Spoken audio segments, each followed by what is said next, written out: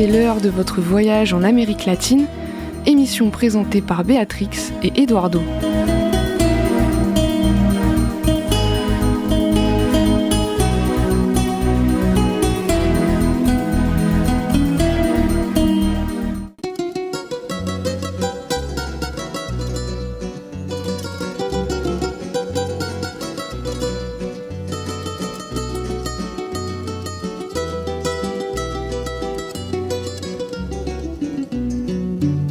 No te asombres si te digo lo que fuiste, una ingrata con mi pobre corazón, porque el fuego de tus lindos ojos negros alumbraron el camino de otro amor. Y pensar que te adoraba ciegamente, que a tu lado como nunca me sentí, y por esas cosas raras de la vida, sin el beso de su boca yo me vi, amor de mis amores, reina mía que me hiciste. Bonjour et bienvenue à l'émission L'autre Amérique sur les ondes de Radio Libre en Périgord, à Coulommiers-Chamiers et aussi de par le monde sur notre site internet. Cette émission est diffusée en direct tous les jeudis à 10h et rediffusée les mardis à 14h. Pour vous donner des informations sur le continent latino-américain, à mon côté, Béatrix. Bonjour Béatrix. Bonjour Eduardo. Et à la technique, Antoine. Au sommaire de cette semaine, nous avons vous parler de la journée Miraval. C'est comme ça que je préfère vous allez découvrir. Ensuite, nous allons parler du Chili, au sujet des sélections bientôt. Et nous allons nous occuper du Brésil, avec la COP 30. Et des problèmes avec les peuples autochtones. Ensuite, France-Colombie au sujet des narcotrafic. Il y a une visite justement d'un ministre en Colombie, un ministre français. Et à la fin, vous allez être surpris. Moi-même, j'étais surpris de trouver quelqu'un que vous allez découvrir. Je laisse la parole à Béatrix pour nous parler de la journée Miraval. Pourquoi, Béatrix? Oui, c'est en République dominicaine.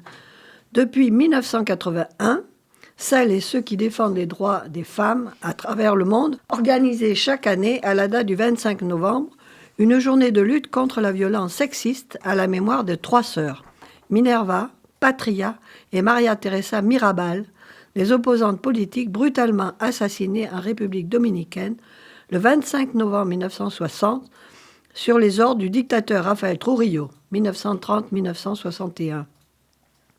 En 1999, par résolution 54-134, l'Assemblée générale des Nations unies a proclamé, le 25 novembre, Journée internationale pour l'élimination de la violence à l'égard des femmes.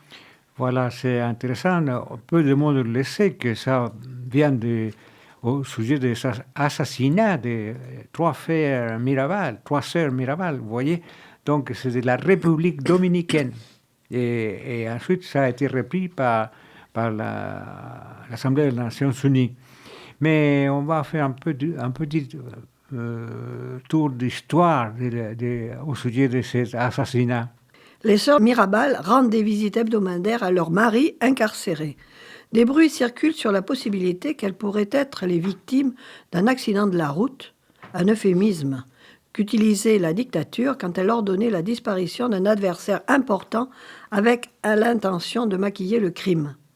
L'assassinat des sœurs Mirabal avait été ordonné et les exécuteurs étaient membres du service militaire de Trujillo.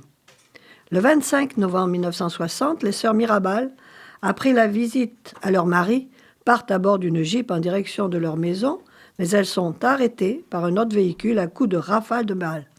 Amenées loin de la route dans un endroit discret, elles sont assassinées à la machette. Leurs corps sont replacés dans la Jeep qui les transportait pour être ensuite jetés du haut d'un précipice qui borde la route. Une plaque commémorative est installée 2 rue de Prony à Paris 18e.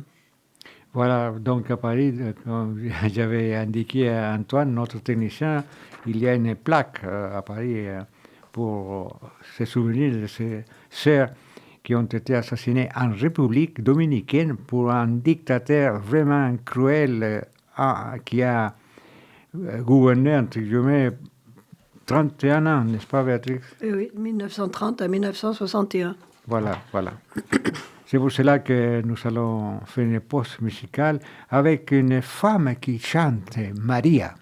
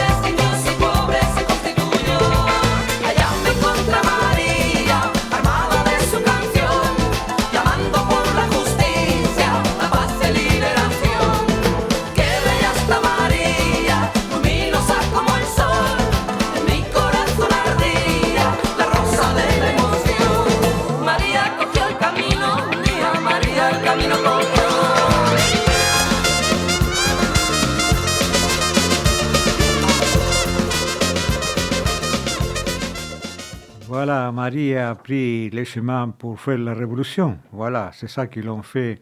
Les sœurs Mirabal et elles ont été assassinées. Il faut faire attention. Et nous allons parler des élections au Chili, Béatrix. Oui, l'extrême droite au port du pouvoir. La candidate de gauche est arrivée en tête du premier tour, mais 70% des électeurs ont voté pour l'un des candidats de droite et d'extrême droite.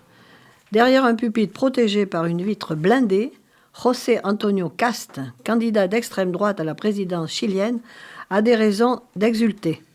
Pour sa troisième candidature après celle de 2017 et 2021, tout indique que cet avocat de 59 ans, plusieurs fois député, père de 9 enfants et admirateur d'Augusto Pinochet, 1973-1990, remportera la présidentielle 35 ans après la fin de la dictature.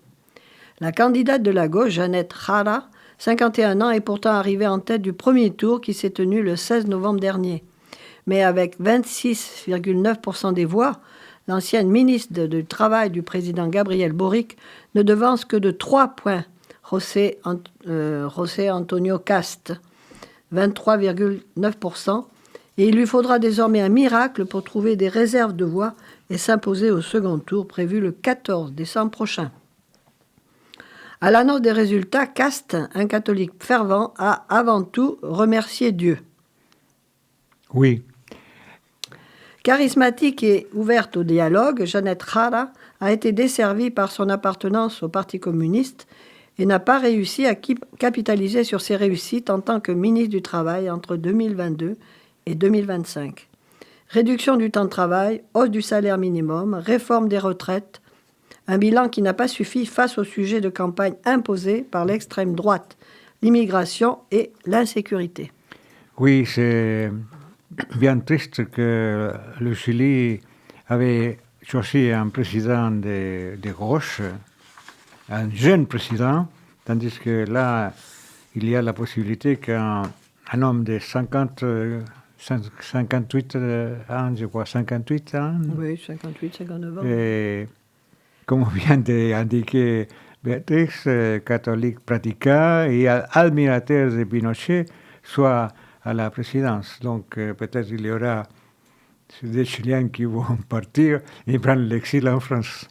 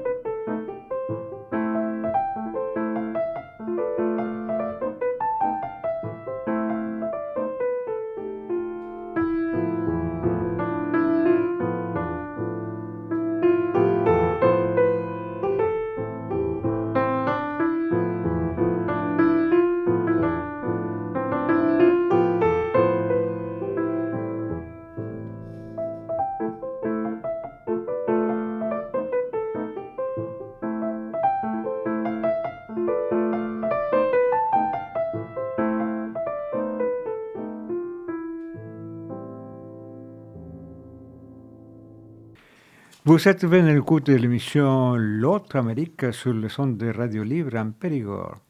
Et nous allons parler d'un grand pays où il y a eu la COP 30, mais après aussi on va parler d'un sujet justement autour du Brésil. Béatrix? Oui, c'est dans le journal Challenge. Sur un air de renouveau. Après l'isolationnisme de Bolsonaro, le pays, hôte de la 30e conférence sur le climat, signe son grand retour sur la scène internationale. Il résiste à Trump, préside le Mercosur et attire les touristes du monde entier. Au Brésil, está de volta. Lorsque Lula da Silva prononce ces mots, le Brésil est de retour. Lors de la conférence mondiale sur le climat en Égypte en 2022, un tonnerre d'applaudissements retentit dans la salle. L'intervention de Lula da Silva, ancien syndicaliste, survient à peine 2 semaines après sa victoire à l'élection présidentielle face à Jair Bolsonaro. L'enthousiasme du public reflète l'espoir qu'une partie du monde place dans la victoire de Lula da Silva. Le retour du Brésil sur la scène internationale après 4 années marquées par l'isolationnisme de son prédécesseur d'extrême droite et l'hostilité de son administration à l'encontre du multilatéralisme et de l'Europe. S'il était ajouté l'indifférence envers l'Amazonie et les peuples indigènes, son admiration pour la dictature, 64-85, ainsi que la dérégulation sur les armes à feu. Un cocktail qui avait achevé de faire du pays un paria sur l'échiquier mondial. Depuis son investiture en janvier 2023, Lula da Silva n'a pas déçu. Le Brésil a retrouvé un rôle géopolitique de premier plan qui lui revient en raison de la taille du pays et de sa position stratégique en Amérique latine, souligne Marco Cavallo, politiste. Le président brésilien a fait de la défense de l'environnement une priorité en accueillant la COP 30 en Amazonie du 10 au 21 décembre à Belém. Il a aussi lancé l'Alliance globale contre la faim et la pauvreté pour éradiquer l'insécurité alimentaire à l'échelle planétaire.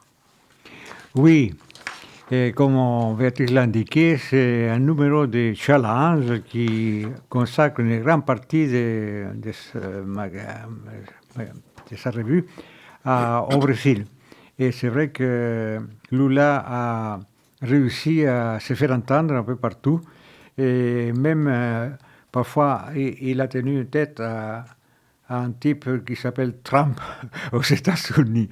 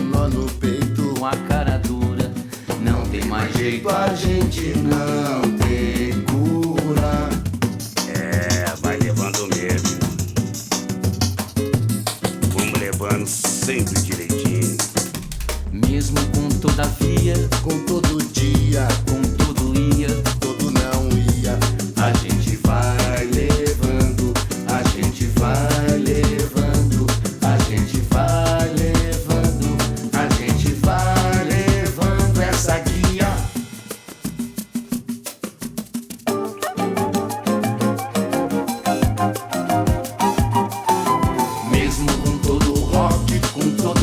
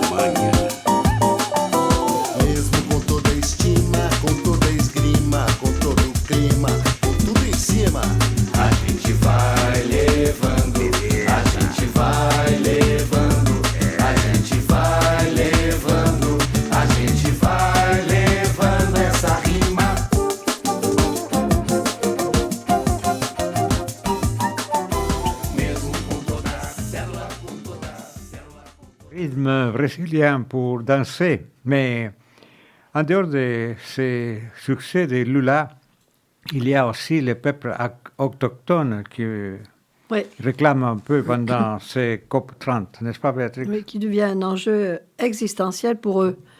Loin de vouloir faire de la figuration, les peuples autochtones entendent peser sur les résultats d'un sommet qui les concerne au premier chef. Leur colère a éclaté sous les yeux des caméras. Plusieurs dizaines de manifestants ont forcé l'entrée de la zone ultra sécurisée de la conférence. Parmi les protestataires se trouvaient de nombreux représentants des peuples autochtones, vêtus de coiffes à plumes et de peintures rituelles. Ils comptaient faire entendre leurs revendications dans le sommet. C'est loin d'être le seul acte de protestation pour les Amérindiens, qui sont environ 5000 à avoir convergé à Belém, bien décidés à bousculer l'ordre du jour de cette grande messe climatique.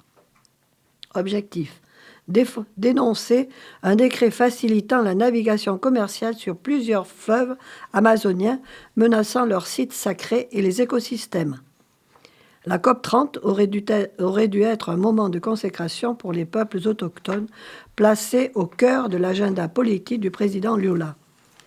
La démonstration de force la plus impressionnante concerne les Yanomami, le célèbre peuple amazonien qui occupe la plus grande terre indigène du Brésil, a été frappé par une crise humanitaire effroyable. Invasion de 20 000 chasseurs d'or, empoisonnement massif au mercure, paludisme meurtrier. Une opération sécuritaire et humanitaire d'envergure a été menée en sa faveur, permettant de réduire de 98% les zones d'orpaillage. Mais l'espoir a cédé la place à la colère. Les peuples autochtones restent la cible d'une violence impitoyable. Et d'autant plus que, loin de vouloir faire de la figuration, les peuples indigènes entendent peser sur les résultats d'un sommet qui les concerne au premier chef.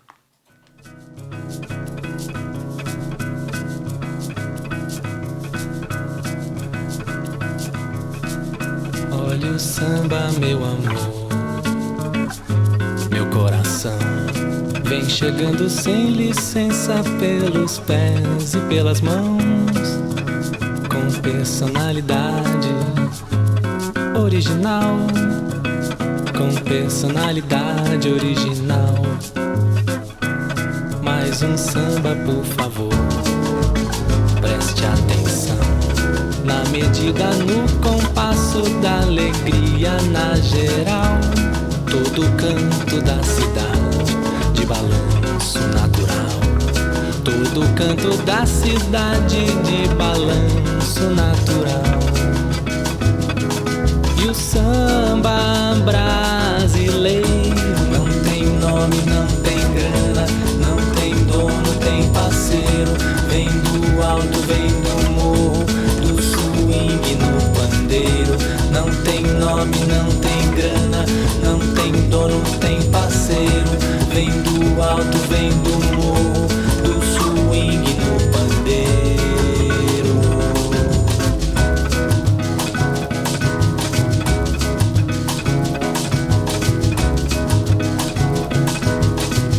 Olha o samba, meu amor, meu coração vem descendo meio fio, vem se instalando pelo chão, com dignidade tão nacional, com dignidade nacional. E o samba é uma crença, meu irmão, religião, da Portela ou da Mangueira, da Rocinha ao Vidigal, o partido da cidade de balanço natural, o partido da cidade de balanço. Rythme encore brésilien. Mais du Brésil, nous allons partir en Colombie et en France, par rapport à la France aussi, n'est-ce pas, Béatrix? Oui, au sujet du dialogue de sourds sur la cocaïne. C'est un extrait d'un article envoyé par le correspondant du journal Le Monde à Carthagène des Andes. Poivre, paprika, cacao, résidus de plastique. Les étiquettes des petits flacons soigneusement alignés sur la table de la police antidrogue colombienne disent la créativité des trafiquants pour passer de la cocaïne. Dans l'entrepôt du port de Carthagène, le chien Milan fait une démonstration de ses talents et déniche un petit paquet de poudre blanche entre les dizaines de cartons fraîchement déballés d'un conteneur. L'amiral Carlos Oramas explique que tous les conteneurs sont scannés avant d'être embarqués sur les navires. En visite en Colombie, le ministre français Jean-Noël Barrot s'est félicité des résultats exceptionnels de la coopération avec les autorités colombiennes en matière de lutte contre la drogue. Le problème trouve son origine dans la région des Caraïbes. C'est donc ici qu'il faut venir éradiquer le mal à la racine, déclare M. Barrot. À l'occasion de sa tournée latino-américaine entre le 6 et 10 novembre, qu'il a aussi menée au Mexique, Jean-Noël Barrot a présenté son plan de bataille pour lutter contre le narcotrafic. Celui-ci repose sur la signature de nouveaux accords de coopération bilatérale dans la région, l'augmentation de 20% des effectifs des ambassades spécialisées dans la lutte contre le narcotrafic et la création d'une académie régionale pour former des agents locaux et sur la proposition d'un régime européen de sanctions contre les narcotrafiquants et les criminels.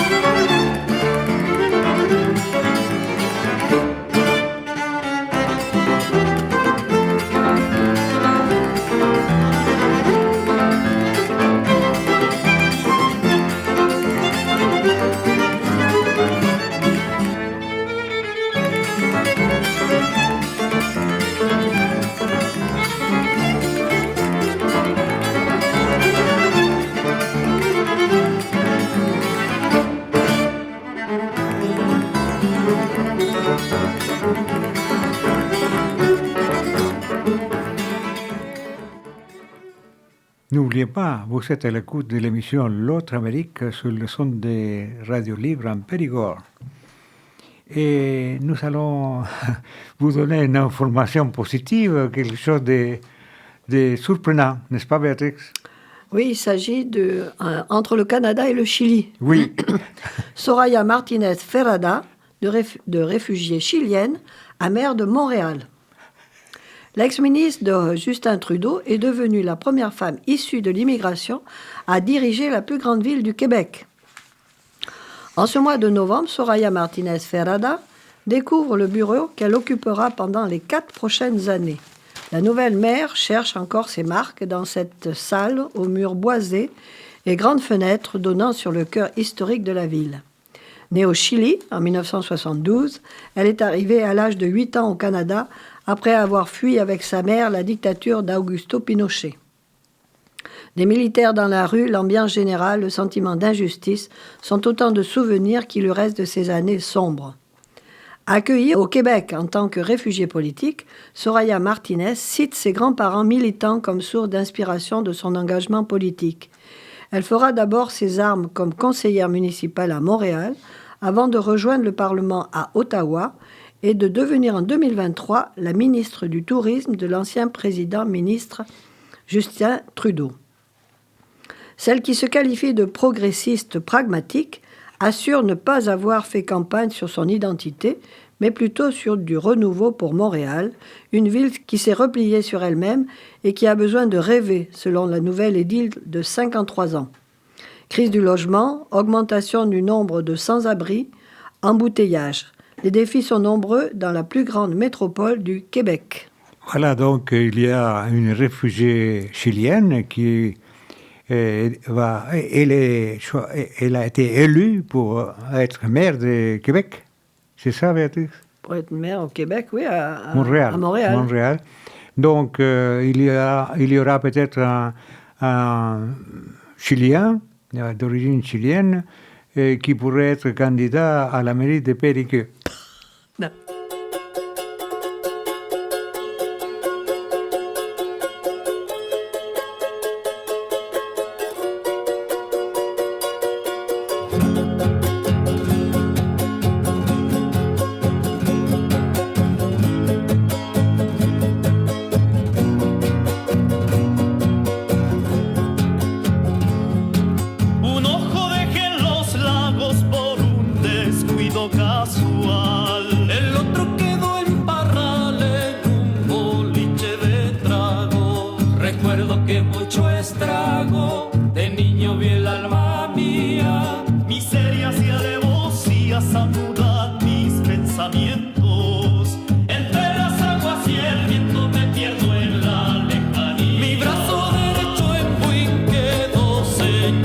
oyentes. El otro por San Vicente quedó, no sé con qué fin. Mi pecho en Curacautín, lo veo en un jardincillo. Avec des rythmes de la musique folklore chilienne, notre émission touche à sa fin. Nous vous donnons rendez-vous la semaine prochaine pour continuer à découvrir ou redécouvrir des aspects de ces continents latino-américains. Merci à Béatrix qui nous a livré des infos et merci à Antoine à la technique. Muchas gracias, hasta pronto. Y al cruzar una esquina, el otro en la quiriquina se me hunde mares adentro. Mi corazón descontento latió con pena en Temuco y me ha llorado en Calco de frío por una escarcha. Voy enderezo mi marcha a la cuesta del Chacao. Mi nervio dejó en graneros la sangre en San Sebastián. Y en la ciudad de Chillán la calma me bajó a cero. Mi riñonada en Cabrero destruye una caminata. Y en una calle de Itata se me rompió el instrumento. Y en Tilgapa nacimiento una mañana de plata. Desembarcan